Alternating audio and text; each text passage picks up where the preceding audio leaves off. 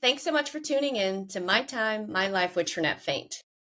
My past episodes, I've talked about the risks that I've taken in my creative life and defining my own successes in the faces of failure and talking about key transformative moments that changed my life. This episode, I'm doing something a little different. I'm bringing in a guest, Dr. Melissa Blanco Borelli from Northwestern University, and having a chat with her about the risks that she's taking in her life and how her work is affected by her being a woman of color, among other topics. So, with further ado, let me introduce you to Dr. Melissa Blanco Borelli. Dr. Blanco Borelli is a critical dance studies scholar, choreographer, and cultural critic. She's an associate professor of theater and the director of the dance program. She's been on faculty at MIT, University of Surrey, UK, Royal Holloway, University of London, also in the UK, and the University of Maryland, College Park. As an interdisciplinary scholar, her research interests are broad. They include Blackness in America, critical dance studies, performative writing, popular dance on the screen, Black performance theory, Black feminist ethnography, historiography, archives, and the digital humanities. Melissa is the author of She is Cuba, A Genealogy of the Mulatto Body, which won the Dance Studies Association's De La Torre Bueno Prize for Best Book in Dance Studies 2016. And she's also the editor of the Oxford Handbook of Dance and the Popular Screen 2014. She is affiliated faculty in performance studies at Northwestern University. And some fun facts about her: she is a polyglot, she speaks 6 languages, she plays the piano, and she loves to run. Hi, Melissa. Thank you so much for joining. Thank you so much for having me. Sorry, I had to clear my throat. I should have done it before. Thank you so much for inviting me to have this tete-a-tete virtually with you. Of course. We're happy to have you here. So let's dive right in. So tell us a bit how you decided to go into academia versus becoming a dancer. Well, it was an easy decision for me because although I liked to dance and I had taken dance lessons, I didn't necessarily train or to be a professional dancer. I was in the entertainment industry for a bit of time, but I realized that I enjoyed reading and writing, and while I was dancing for fun, I was spending a lot of time going to see live dance. And then I think in one of, so the story is that I was performing because I used to dance in this local Afro-Cuban dance company in Los Angeles in the late 90s, early 2000s. And the story is a professor from UC Riverside came to one of my performances, asked me if I wanted to come to one of her classes and give a lecture demonstration. And then I did. And then she said, oh, you'd be a great candidate to get a PhD here, because they knew that I had already, that I was teaching. And I had gone to, good universities, had good degrees, and I enjoyed critical thinking and thinking about dance. So then she had me speak to the then chair of graduate studies, who actually, at that time, I had no idea how significant she was in the dance studies field. I just was like, oh, this nice woman that I spoke to. She wound up then being on my dissertation committee. Anyway, and she's the professor who started the whole field of critical dance studies, Susan Lee Foster. But anyway, I digress. So ultimately, it was kind of just a decision. It wasn't an overly planned decision. I remember I had been teaching. I had left entertainment. I started teaching to bide my time to decide what I wanted to do next. And what were you doing in entertainment? Sorry, didn't want to interrupt. Oh, yeah. So I worked, well, that's how we met. But yeah. Yes. But I worked for Will Smith's company at Universal Studios, his Overbrook Entertainment. So I was working in the music division, helping license music for film soundtracks. Yes. So Melissa worked on the film side, and Melissa worked on the music side. I was on the film side. That's where we met. Yes. That's how Go we on. met. But I had left that job because my then boss had moved to a bigger job at Sony and she couldn't take me with her. And I had to decide what to do next. And a mentor, may she rest in peace because she passed earlier this year, um, suggested, why don't you teach for a little bit and then see what else you might want to do? So I said, sure, why not? So I got a job at a private school Mm-hmm. and I was teaching and then performing a lot with this dance company. And then that's when I met Jacqueline Shea Murphy, who's now a professor at UC Riverside, and she suggested I apply. Anyway, I applied because I realized I enjoyed teaching, but I didn't like teaching high school. I got in, and I thought, okay, let me go. And if I Mm-hmm. don't like it, and if I don't find that it's for me, I'll leave. You know, I don't have to stay because a decision to get a PhD is a really serious one, and it requires a huge time, money, and emotional and mental commitment because Yeah. it's basically, well, as a runner, I'm going to use a running metaphor. It's basically a marathon. It's not a sprint. Yeah. So you have to be really planning properly, you know, your life in terms of, because you're going to be working on this PhD for 4 to 6 years. So yes. So then I decided, and then within my first year in the PhD program, I realized I enjoyed it. I thought, wow, you can think critically about dance and dance on screen, and I can write intelligently about all these pop music videos that I grew up watching. And oh my Mm-hmm. gosh, I remember I wrote this great essay about JLo's that concert that JLo did back in 2001 in Puerto Rico. I probably should publish it. I mean, I don't know. I have some graduate students now that are always telling me, Melissa, you need to write the genealogy of JLo and performance. Whatever, we'll see. But anyway, yeah, so it wasn't it to make a long story short, it wasn't like a long drawn out decision to go into Mm-hmm. academia. It was more this opportunity landed in my lap, and I have always been a good student, and I've always enjoyed reading and writing and dialoguing about ideas. So I thought, why not? Because I figured if it doesn't work out, I'll do something else. And here I am 20 plus years later, and I'm still in academia. Well, I'd say it worked out. Yeah. Mm. How did any manifestation that you had, I guess, worked on previously help you take this leap of faith to pursue your PhD and an academic career? That's a good question. I don't think, yeah, again, I don't think I planned it too much or it wasn't like my dream or passion per se. I just knew Mm-hmm. that I was good at um, analyzing things. Like Yeah.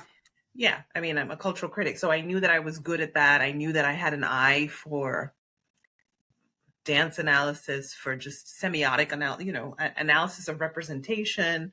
And then my undergraduate training to be always attentive to sort of race, class, gender. Mm-hmm. And then I was able to take that training and apply it to dance and further Mm-hmm. it and expand on it. Um, so, I don't want to seem glib, uh, but academic analysis it comes easily to me. I think other things are a bit of more of a struggle, but we can talk Yeah. about that later. Um, and, I have a lot of friends that we discuss, colleagues, about this concept of what is it? Imposter syndrome. And Mm-hmm. I don't even think, and sometimes I think, it's like, yeah, I don't feel like I have that because I think that, uh, You've never struck me as a person that suffers from that.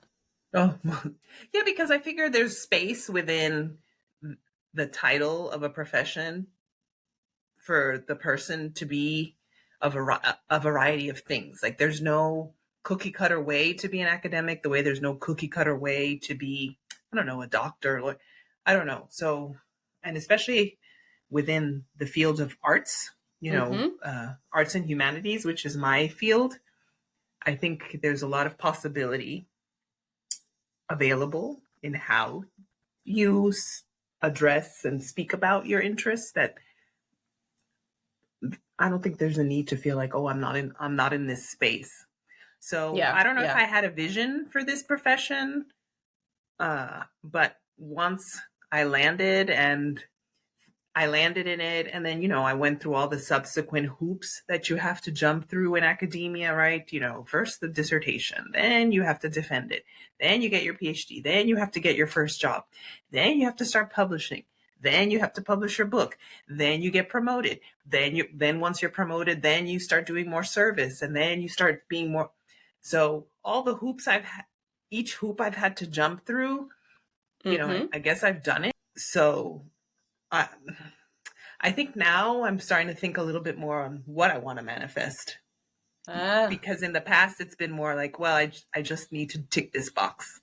So, right, right, right. yeah. Yeah. So, yeah. So now that you're like well entrenched in your career, you can, I guess, think about a broader picture of maybe something, I don't know, I don't think you get more niche than what you are, but anything like more Well, specific within your field that you want to. it's not so much more, it's more about really being very cautious and careful about what I choose to do next and what I want to spend my time doing. Because a Right. lot of things that have happened to me professionally, I haven't planned on them happening. I haven't looked for them to happen. They've just Mm-hmm. happened. And Mm-hmm. and I know that sounds like, you know, like, again, I don't want to sound glib or like, oh, I'm just lucky No, and here no, I no. am. It But doesn't sound glib. It yeah, sounds like you've just been like open to opportunities that came your way and pursued what was interesting to you. correct. Yes, Yeah. an opportunity comes and I think, okay, yeah, sure, why not? Yeah. Now, as I'm getting older and I'm more established, I have to ask I'm starting to not say yes right away. Yeah. I'm practicing saying no, and I'm practicing taking my time in responding by asking Yeah. myself certain questions. Um, Right. Things have to yeah, serve you better now. I get it. I'm yeah, in the I'm in the same sort of yeah, thing. I get it. I get it. yeah. Awesome. All right, so tell us when you were thinking about how to architect your professional life, were there any key elements, two or three key elements that you wanted out of a career? My academic life, or just my like the way I imagined a Do you know? Okay, here you go. This is a good way to answer. So, at least once or twice a year, to it's either Christmas or your birthday, or some holiday or your birthday, you start looking back at your life. Yep. So I don't know. Recently this year, I was like, okay. So I was thinking about if my 12-year-old self met me, because I Mm-hmm. was spending time with my 5-year-old niece, and she was saying Mm. all these sweet things to me this summer. So um, I thought, if I met my 5-year-old self, or if I met my 12-year-old self, what would she say about, me, almost 51-year-old Melissa? And I remember thinking what I imagined I'd be doing as an adult. Mm-hmm. So I don't know if I say doctor, lawyer, fashion designer. I remember I told my mom I want to be all three, but ha ha ha, whatever. But I do remember saying, well, I want to travel. I want to be able to travel a lot with Mm-hmm. whatever job I have. I want there to be variety because I Yep. get bored easily. That's probably why I like being an academic, because it's a cycle of in threes. It's like every 3 months, it's something new, whether it because of the semester or the quarter Yep. And lasts a definitely the specific amount of students. time. Yeah, and then the students cycle through, and then the projects cycle through. So you're not doing the same thing for too long, unless you're working on a book, and that takes a couple of years. But um, so I think my younger self would probably approve up to a certain point. But I think they would approve in terms of like sort of the traveling and the cultural capital that I have. Yeah. Right. I So I think your think younger that self was always, yeah, I like, it's for me it's about cultural capital. So, you know, books and theater and dance and performance, and right. So the arts and humanities play a big part in how I see my life as being rich, and would. Mm-hmm. and it keeps me going. Like the passion I have for life, and then professionally, personally, they intertwine a bit. Yeah. Well, I think that's a form of manifestation. You may have Mm. not have been consciously thinking about manifestation per se, but just really considering those elements of what you wanted manifested itself in this career. So right on, right on. Uh, I I guess. know that that you spent a bit of time in London when you moved abroad. Oh yeah. What were the risks involved in doing this? Oh, well, there were many. First, it was the financial risks. There was a bit of a pay cut, especially because I moved in 2008, Mm-hmm. and then December 2008, that was a huge market crash. So the Yeah. dollar and the pound, yeah, so that affected my life financially. Then, moving away from family and friends, I think that's was the biggest risk, the family, moving away from family. And I was away for Mm-hmm. 11 years. That, I think, has affected me. We can talk about that later. Mm-hmm. In certain ways. And then when I first moved, I was married, and then so I risked my first marriage. We are subsequently divorced. Mm-hmm. Um, so that was a risk. And then, living in a culture that's not the one you grew up in. Yeah. Mind you, there wasn't a language barrier because it's the UK, but there was a language barrier because British English and American English are can be different in many ways, and British culture is very different than American culture. The English are very reserved. Mm, they can be very reserved, and then there's sort of this British politesse, so you have to learn how to read between the lines of what it is they're saying. I remember someone recommended this book, Watching the English. It was a book written by an English woman anthropologist, that she does an auto-ethnography or an ethnography of Englishness. And it was Mm-hmm. only after I read that book, which was maybe 3 years after living there, that I began to understand, oh, that's why this happens. Oh, that's why they act like this. Oh, that's why I need to say this more. So it Mm. served as a guidebook on how to navigate another culture. Mm. Um, so I think, yeah, it was family and friends, money, and feeling, trying to navigate being in a culture that's not your own. But also, I'm a child of immigrants, so I'm first generation. So similarly, Where are your parents from? my mom is from Colombia, Barranquilla, Colombia, which is from, most people know about Barranquilla because of Shakira and what's her name? Sofia Vergara. And Mm-hmm. my father's from Cuba. And they met in New York in the late 60s, early 70s, late 60s. So as a child of immigrants, I also don't feel, I mean, yes, you feel like the US is your home because culturally and popular culture wise and certain things you grew up doing, Right. and it shapes who you are. But, as being African American, that for people of color in the US, we have a different relationship to patriotism, as it were. Yeah. And um, so, I guess there's been, That I feel whole like the Fourth of root, July thing. yes. So the rootlessness of being a child of immigrants kind of continued by being an American in the UK, but not feeling rooted to the UK, obviously, and then not really feeling 100% American, but then realizing my Americanness slash New Yorkness in the UK because of I was very direct and blunt, and oh, you're Americans, oh, you're from New York, oh, you're, anyway, that was a Yeah. long way to answer that question. No worries. No worries. I just want to shout out to my mom, who was born on Juneteenth, because I know I said Fourth of And July. Teresa. Yeah. So there you go.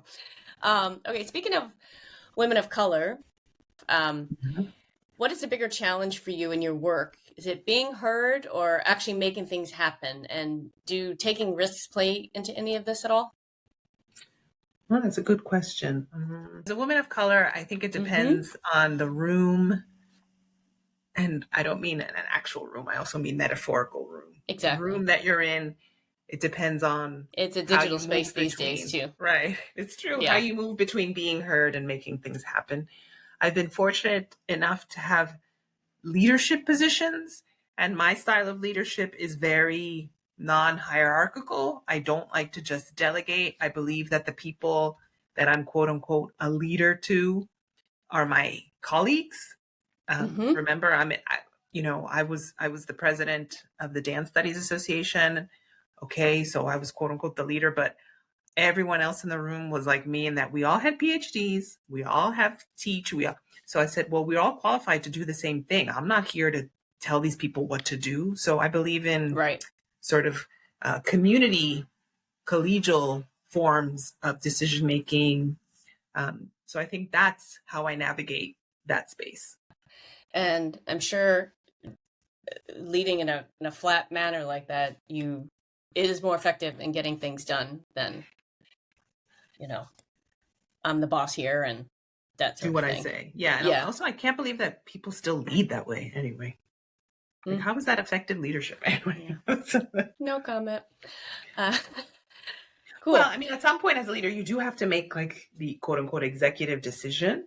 Um, but you would hope that you've created a space where everyone's has been listened to so that when you make that executive decision, you're transparent as to why you've made it. Anyway, yeah. Yep. Got it. And your work seems to be a rare mix of creative and administrative. What are the through lines of these disciplines, and is one more impactful or important than the other? That's so funny. Was I talking? Was it a student? Ah, yes, I was talking to a student on Friday, and Mm-hmm. they were making a comment about their boss, who's an administrator, and they were saying that their boss doesn't have very good communication skills and isn't a really good administrator. That they're more interested in pursuing their creative stuff outside of their job. And I said, well, a lot of creative people always make the excuse that, oh, they're creative. Mm-hmm. I'm not a good administrator. I'm creative. I've used that too in the past, but I soon came to realize that even if you're creative, uh, that even if you're creative doesn't mean that you can't administer creatively, right? Hmm. And ultimately, you have to some administrative stuff is boring. Like, I've been sitting on some receipts for a month. I have to like put receipts and do the expense report and all that. It's just, but some those things need to get done. Yeah. So how do you make that creative? I don't know. You put on a fun podcast, you listen to music.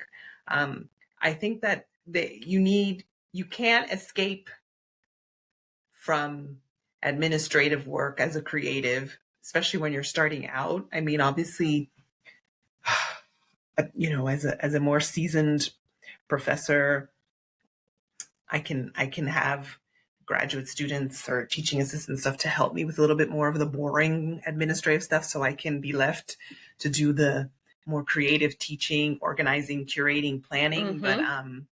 But I do think that that you need to pay attention to both. And even if one comes more naturally to you than another, you still should develop skills in things Yeah. that aren't necessary. Because Because it's life even if skills. something comes naturally to you, you can still be better at something. And the same thing, if something doesn't come naturally, well, you need to develop the skills. Like I remember I had a great colleague once who helped me get a bit more organized administratively because I was kind of sinking. It was a Mm-hmm. sinking ship. But also, yeah. So I was just listening to these women who are the author of this book, Your Brain on Art, and they were Okay. talking about how to bring more artistry and creativity to your life, Mm-hmm.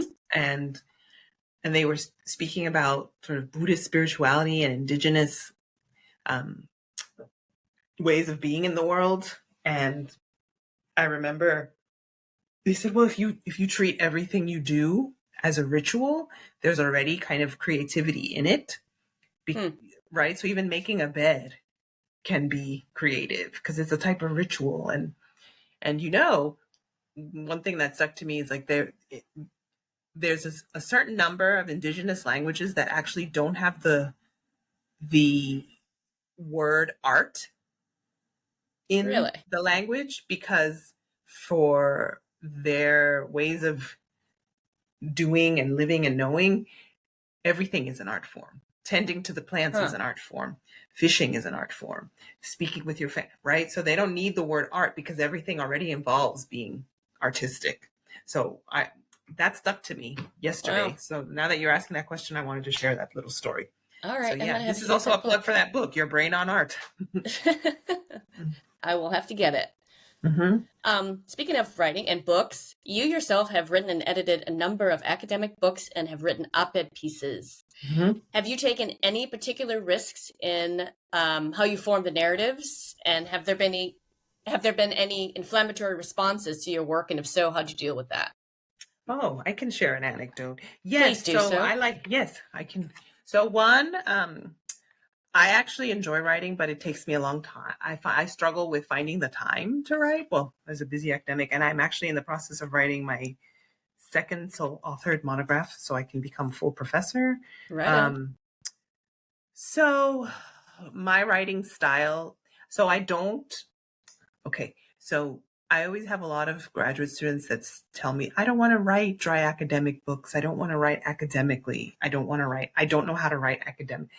And my response is always like, no one is telling you to write academically. We just want you to write clearly. Mm-hmm. And present your ideas in a clear way so that your reader can follow your brain process. It's like, because nobody thinks linearly. We train Right. ourselves to think and write linearly, right? So because all of my research interest lies in a sort of Black social practices, mostly in Latin America, already they have different ways of thinking about time and space. So Yep. those different ways of thinking about it open up ways for me to express it in the written language. So that allows me to be creative within quote unquote academic language. Like I think that's one of the reasons why my She is Cuba book received so many accolades, was because I presented a way to think about a social dance history by including memoir, creative writing, photo analysis, historiography. Um, Mm-hmm. so I threw in multiple ways of writing about a particular subject because I felt that the the academic discourse wasn't the right voice or rhetoric for this Mm-hmm. particular um, subject. So, and I I still remember don't when think, you got that yeah. award. That's Ah, the yes, award you you got came at with me. Pomona Yes, College, right? at Pomona. Yes, the one at Yeah. Pomona.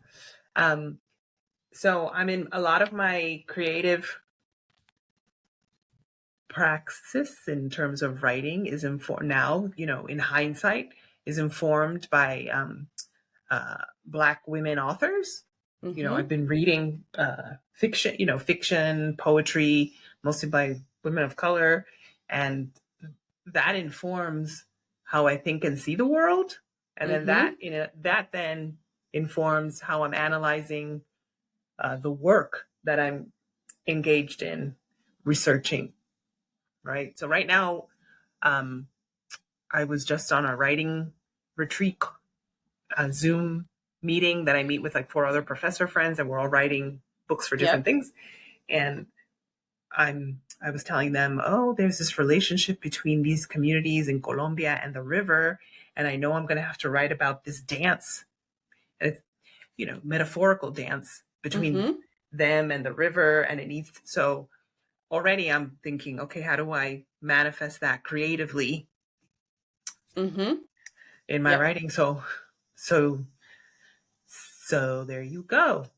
That's how I'm answering your question. All right, I'll And take it. then, oh yeah. Well, the other thing was in an op-ed piece once I wrote, I think it was in response to oh God, this was the And where have Feminist your Wire. op-eds been published? This was in the Feminist Wire ages Okay. ago, like in the early tens. Mm-hmm. There was some controversy happening in the U.S. I forget about a Latina woman trying to get access to birth control or something, and they wouldn't give it to her. So then I remember thinking, well, somebody just needs to write about a Latina just needs to write about how much they like to have sex. So then I just wrote something. I literally sat down, which is at my couch one evening, and I started the op-ed of like, I like to have sex, blah blah blah. But again, it was creative writing. I wasn't necessarily talking about me per se, but I was like donning this persona of like, a woman who's Right. comfortable in with her sexuality and her desires for sex.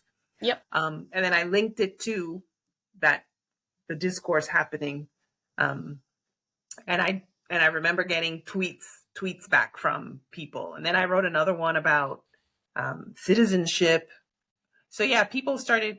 So you're talking about inflammatory responses. No, I remember just getting a lot of tweets back from conservative Latinos, always conservative Latinos, because Yeah. Latinos tend to be conservative in this country in general. I don't know. That's another podcast topic, but Well, yeah. perhaps they could not picture themselves with the sexual desires of the persona you were inhabiting when you wrote that. Yeah, when ironically, Latin women are overly sexualized all the time, and let alone, and then all of a sudden you say, "Well, I like to," and it's somehow they come down on you. So that was the irony of it all, and I think I did it on purpose. So yeah, sometimes I wish I would do more of these things, but now, I think I missed the window of opportunity because now everybody can do one of those, right? There was a time and place for it. Well, they may not all do it well. So, right. And there now you there's go. TikTok, the 3-minute TikTok video. Maybe that's where I need to do it. Maybe. Yeah. You never know. So I know that you like to travel like me. You're a pretty big traveler. Where did your desire to travel come from, and how do your travels inform your work? Oh, yes, I love to travel. Well, as a child, we traveled a lot between New York and Colombia and New York and Venezuela. We never went to Cuba because we couldn't. Mm-hmm. And then I was a very imaginative child, and I used to watch a lot of period costume. I still do. It's like my favorite genre, historical Yes, I fiction remember we costume saw dramas. Belle together in New York all Yes, those years ago yes. with your Oh mom. my God. With my mom and dad, yes. And Yes, yes, yes. you took a bite of his sandwich, and he never forgets. Um, yes. So there was always this desire. I want to see these monuments. And I used to watch a lot of movies. I still do. So there was always this desire to see these places I read about or I watched. And also, I'm a Sagittarius, and they say Sagittarius is a mutable sign and we love to travel and adventure. So it is true. Mm-hmm. And then because I had a facility for learning languages, that's also where my desire to travel comes from. It's like, well, I want to go somewhere where I speak the language and I can practice it, or I can practice the language I'm learning. And then the other desire comes from what I mentioned earlier, I think, is sort of this feeling of rootlessness that I Mm-hmm. carry for being a child of immigrants here and not feeling rooted in the US, not really feeling rooted in Colombia, not really feeling rooted in Cuba, but knowing that I Mm-hmm. belong to all three in a weird way. So I think the travel is not about finding a place to be rooted, but it's just a pleasurable continuation of that rootlessness. But did you still feel that way growing up in New York? Well, New York feels like home. When I'm there, I feel like New York has shaped me. Mm-hmm. The way I carry myself in the world and the way I walk and sort of, yeah, the way I carry myself in the world and sort of the urban confidence, I guess, that New York Yeah. gives you, right? Because I was taking the subway at 12, 13 years old by myself, all the way from Queens all the way into the city and back. And then, I I I follow people on Instagram like, oh, I have to drive my kid to here, I have to drive my kid there. My mom didn't drive me anywhere. I was either on The that New York bus, subway drove you. I was either on the subway Right. or on the bus. Hello, 1980s childhood, Right. Gen X childhood. But It's so interesting that you felt that sense of rootlessness when growing up in New York, you weren't exactly in a homogeneous environment. No, I That you wasn't, because could. my best friends were Jewish, Filipinos, South Asian. I remember there was a girl that was Greek for a bit. We were friends. So yeah, I actually didn't have a lot of Latin friends until the end of high school or in college. Mm. Anyway, yeah. Um, so and now travel, I get excited. I try to find conferences uh, in cities that I've never been, in countries that I've never been. So I get to go, and Yeah, because I'll text you, I'm like, I Trinette, know. there's a conference in such and such place. You want to join I've me? tagged And along on some of your adventures. yes. So I always try to, yeah, because I just like being out in the world. Um, And I I- imagine, I don't want to make assumptions here, but your not having children has really allowed you that kind of freedom to express that part of oh, yourself. oh yeah. I mean, I don't, especially when I lived by myself in London, after I got divorced and before I met Steppies, and even when we first, my current husband, Mm-hmm. because we weren't living together for the first part of our relationship. And even then, because I didn't have to answer to anybody, a pet, Mm-hmm. a kid, a partner, because I was living by myself in London. Oh yeah, I just get up and go. Oh, look, it's a long weekend and Ryanair has 50-pound tickets to Prague. Okay, It's I'm going to amazing. go. Right. So that was one of the best things of living in London. I mean, I was cheap tickets around Europe. Yeah. I'm kind of upset that you're not still there for my own selfish reasons. Well, Jessica's in London, but yeah, it's not the same. It's not the Yeah. same. So Yeah. yeah, Yeah. I mean, Well, already we're I'm very looking forward to similar in that how we just get up go. and I mean, go. Yeah. we grew up very differently, but I think there's a lot of similarities too in the way that we grew up. First of all, our mothers have the same first name, so let's start there. Yes. Yes. And just growing up around a great mix of people and having this innate curiosity and desire to get out of our the home. You know, you're from New York and I grew up south of Chicago, so we both grew up in these huge urban environments, but still had a desire Hmm. to get out more in the world and see what else Yeah. is out there.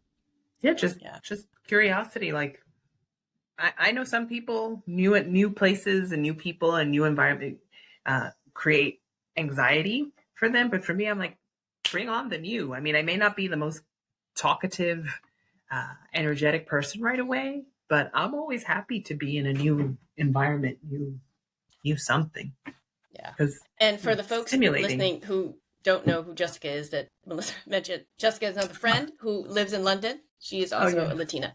So we'll throw that yeah, out there. yeah. Cool. All right, Melissa, I have one more question for you. Last Sure. question. Hmm. What has been the biggest risk that you've taken in your life and how did it pay off? Okay, the biggest risks, I would say two. Okay. Well, three, but here we go. So first one, yeah, moving to London, taking that career risk, which we talked Mm-hmm. about already. Mm-hmm. And number two, I would say buying a house, and that Yeah. TBD in terms of whether it will pay off. Because again, I am talking about rootlessness, but now I feel rooted to a house, and I'm still kind of wondering, what is this about? And then I think the biggest risk was the decision to not have children, Mm, um, because I think it's a risk whether you have them or whether you don't. They're both risks. They right. just have different outcomes. Right. Um, or the same, I mean, yeah, they have different outcomes. But I know that uh, being a child-free woman, Latina woman, married to a Greek man, where both of our cultures are very much centered around family, and family Mm-hmm. means children. Mm-hmm. So mm, there's that risk there of, okay, well then how do you center this idea of family um, without centering the child? Because I notice when we go back to visit family, everything's always about the children that are there, and everything stops for the children. So, and I don't know if it's a sign of the time. It's a different kind of cultural shift where, because when we were growing up, if you ran up to adults talking or doing something and you interrupted, you were Oh told no. to, you were Yeah. told to like go, get out, go upstairs, play, don't come down here. Go outside. Right. Don't come back until it's dark. Exactly. Yeah. Get out of my kitchen. It's clean. That was my mother's big thing. My kitchen is clean. Don't you dare step in it. And you'd be hungry, and you just weren't allowed after she cleaned the kitchen. And now everything is more centered towards the child, which it's I find it really ironic because it's not like our culture makes parenting easy. It's actually made it harder. I'm Yeah. just thinking about all my friends that had children and were locked inside with them during COVID and all that. But again, the risk, not feeling like, how do I construct who I am within Latin culture when the motherhood is not an identity I have, and that's usually the identity that brings Latin women together, right? Mm-hmm. Mm-hmm. Mm-hmm. Uh, and then my this whole idea of like, oh, who's going to take care of you when you're old? I'm like, that doesn't mean your kids are going to take care of you when you're old. Exactly. I think it does give women a lot of freedom to be child free, because at the end of the day, most of the labor for child rearing Falls on is the on the woman woman, anyway. falls Yep. on the woman, unless she's smart enough and lucky enough to be with a partner that believes in the 50-50 parenting split. Yeah. So yeah, I think, do I regret not having children? No. But you only realize those things much later in life, I would say, because I think my community of female friends is very strong. We have between the both of us, we have 7 nieces and nephews, and maybe 1 or 2 of them will want to be with us when we're old. Somebody comes out of the woodworks as you age. Right. And then in my family, there's just me and another cousin of mine who also is a Sagittarius, ironically enough. And Mm-hmm. she was an only child, and she doesn't have children. So we're the only 2 women in the whole cousin Wow. consortium that don't have children. So I think that again, I say it's a risk because the family tends to define you against motherhood. And then when you're not, what else? It's about how do you install a cultural shift in this idea of the Latino nuclear family, Mm-hmm. um, that gives space to the power that comes from the child-free woman for the family, because I'm the one that actually can get up and go in case somebody gets sick and needs somebody to take care of. I'm the one that the kids can come to, the non-judgmental auntie who will let them, because I have Right. most of my family is very conservative about everything. The ones that have children, especially. But I'm the one like, come, I'll get your ear pierced. Come, I'll get you the birth control. Come. Now, would I be like that with my children? I think so, yes, because if I had had children, I probably wouldn't be, whatever, who knows. So, Well, that's just the thing. yeah. You can never know. Like, I've You can never also know. chosen Yeah. to not have children, and it wasn't like this major decision, or yeah, it was a major decision, but it wasn't like I was thinking, oh, well, when I'm old, what's going to happen to me? Because first of all, we could all drop dead any day now. So Correct. And there's then that. what?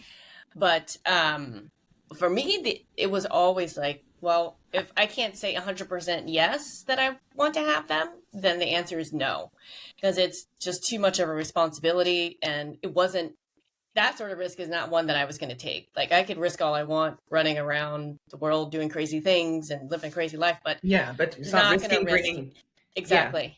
Yeah. bringing, yeah, exactly. It was risking bringing life into the world when you know that the world is a mess, but I think the world has always been a mess. People, back in the day, the world has always been a mess. 100 years ago, there were some other problems. We So just have media now, or yeah, a faster news cycle. Yeah. but yeah, I just feel like I remember my brother and sister-in-law.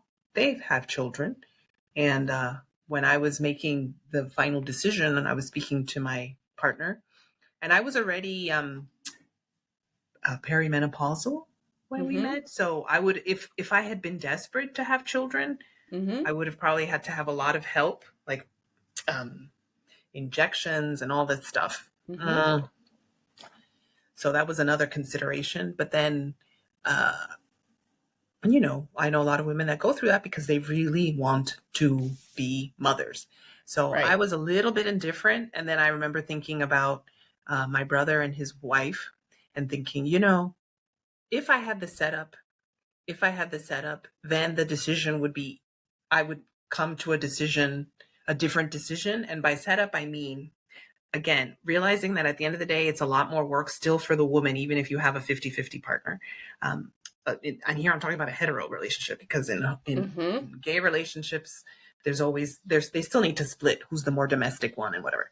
But if I had the setup, and by setup means you're living together, my partner and I weren't living together, there's a bit of financial support, Yep.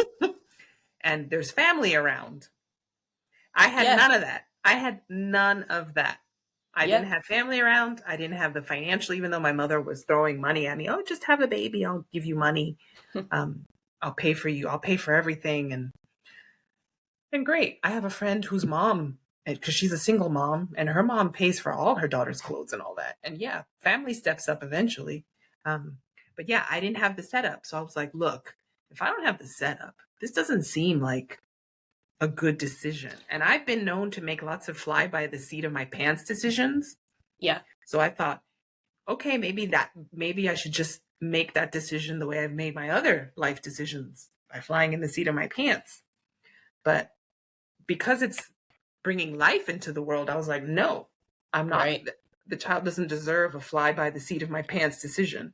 Oh, Melissa, but what about people that get pregnant by mistake? Yeah, well, that's another story. Yeah.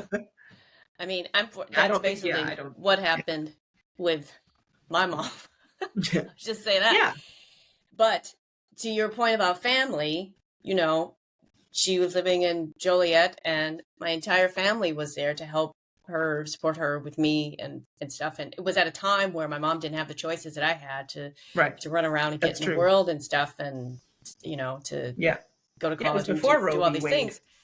And it Yeah. was before Roe v. Wade, which now we're back to the same Right. thing. Right. But anyway, So it's interesting that we both came to the same conclusions about having children, having the way that we came into the world, and our circumstances were so different from the outset.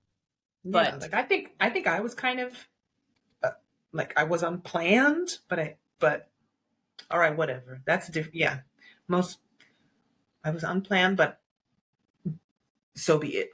you were a happy surprise. I was a happy surprise, like, and but yeah, I enjoy the kids in the family, uh, and I'm happy to offer my auntie services to Yep. blood or not blood related youth, and there you have it. Well, if nothing else, this just proves that, there's no right way for everybody. Everybody is different. We all come to Mhm. our conclusions in different ways. And, as women empowered, we can make these choices, and there's just different paths for everybody. Like, women today don't need to feel like, or women, I should say, coming up in their early 20s and stuff, finding their footing, they don't need to succumb to this pressure to have a child because they think they want to have one, or they think they should have one. If they want to have one, that's all well and good. But there are other ways of being in the world that don't Yes, involve and there's motherhood. other ways to be nurturing, right? Yes, Because yes, exactly, exactly. mothering slash parenting is about nurturing someone or nurturing something, nurturing, um, with different levels Yes, of responsibility, right? But yes. anyway, but apparently Gen Z is not really talking about parenting because Too they expensive? realize it's expensive and the environmental catastrophe. So, but maybe you'll talk to a Gen Z person and see what they say. I can't speak Awesome. for them. Well, thank you so much, Melissa, for this very invigorating conversation. This was amazing. I appreciate Thank you coming you. on. Yes, it's fun having these conversations with friends. Yeah. And thank you all for listening. And all these notes will be in the show notes. So catch you next time. Take care. Bye. Bye. Thanks again.